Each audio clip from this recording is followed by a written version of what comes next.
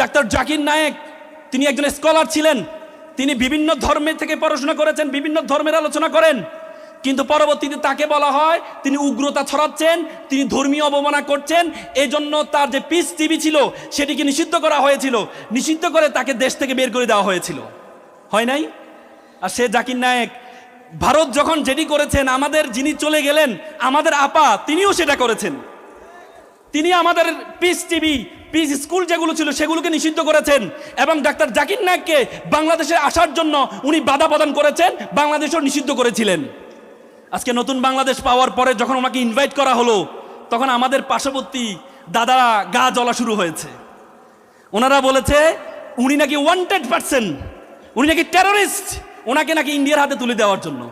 বাবা রে বাবা, তা আমাদের ওয়ান্টেড পারসন, আমাদের টেররিস্টকে কেন আপনি রাষ্ট্রীয় মর্যাদা দিয়ে এত আরাম করে রেখেছেন?